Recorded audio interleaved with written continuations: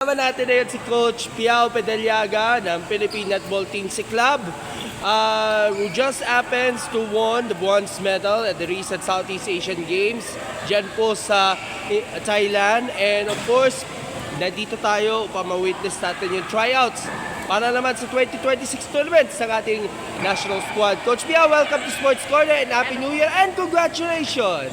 Hello! I'm back.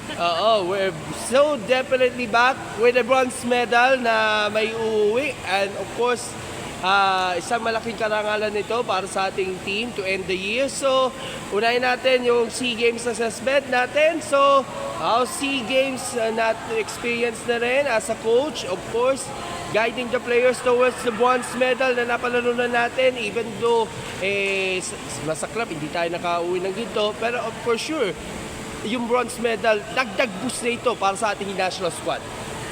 Yes, hi.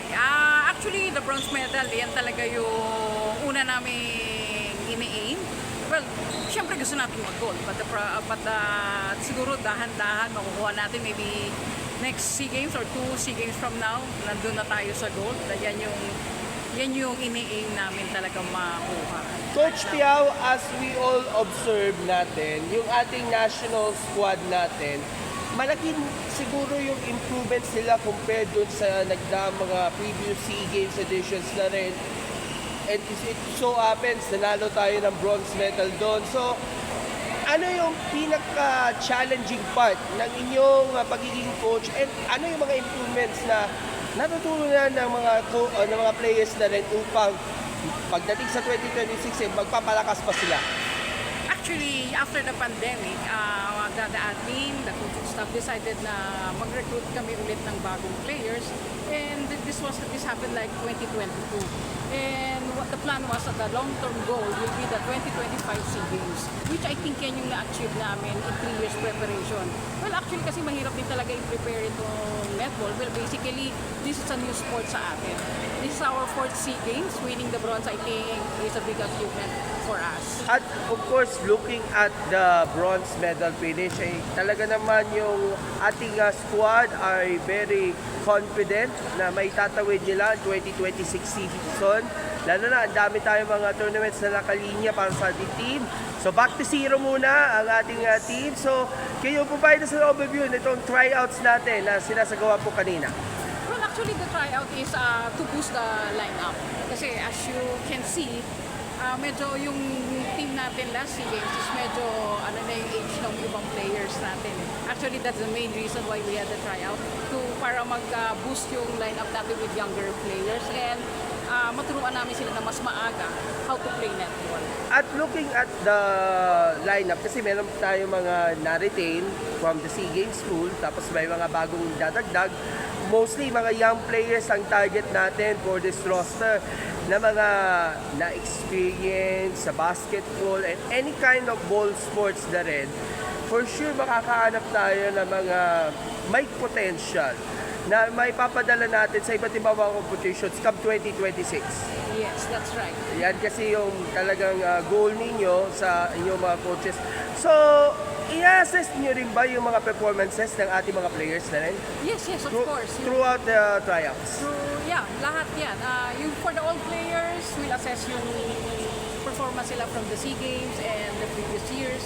But definitely, mas more of focus kami in at least boosting the lineup with newbies.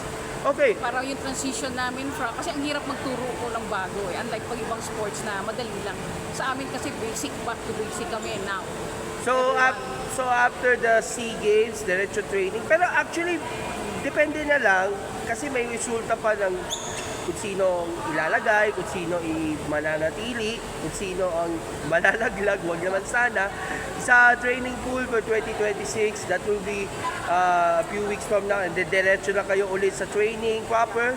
Kasi kailan yung mismong next competition ng ating team na pag-aanda natin? Well, this coming August, meron kaming Asian Netball Championship in Hong Kong.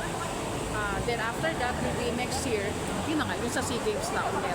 2027 sa Malaysia.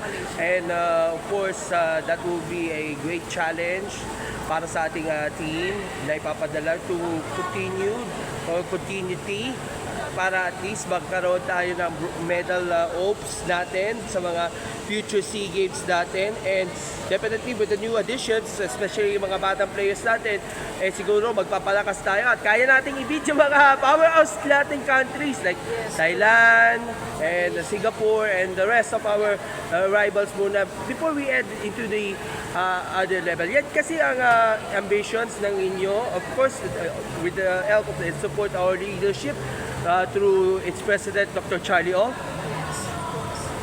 Yeah, of course, yung mga support natin with the POC, PSC. and PSC, lalo na kay Kong Bong Pu. And Chairman Pato. Yeah, of course, Chairman Pato is there. Sa POC, si Sir Tolentino and everyone. Even yung mga staff nila, very supportive sa amin. They're keeping messaging us and encouraging us to play better.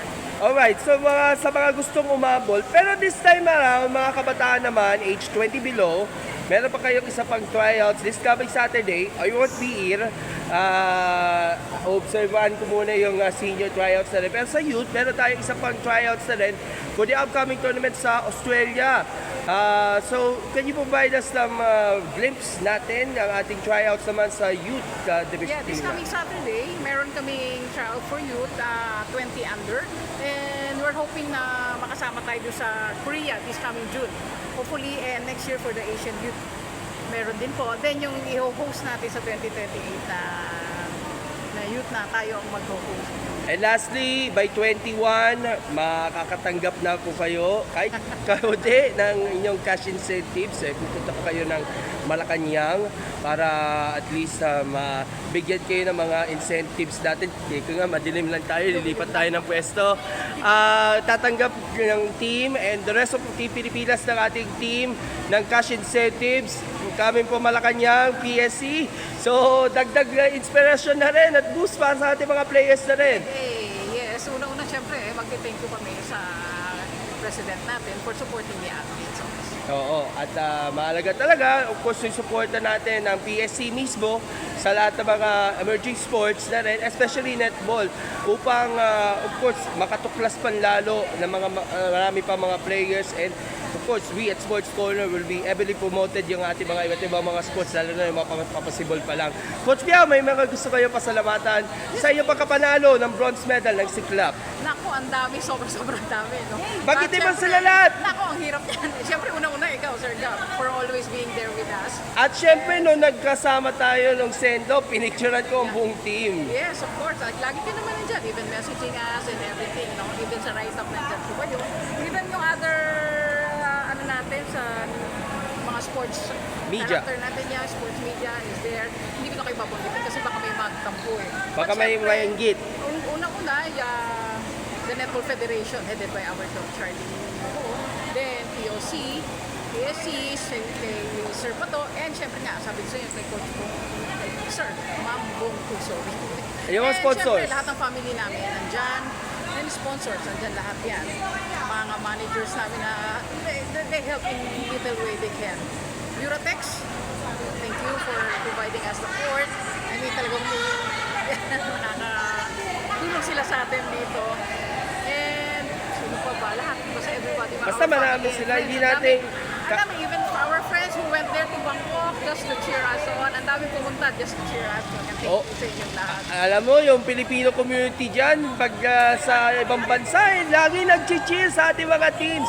Kahit hindi sila kilala, Basta they were here to cheer for Team Pilipinas. And of course, luckily, we have a bronze medal. Sa susunod na edisyon, maybe silver, maybe gold. Yan ang Let's go for silver. Ma- And sa susunod, gold. manifesting. Thank you, Coach Biao. Thank you, God sir. bless and thank you. God bless.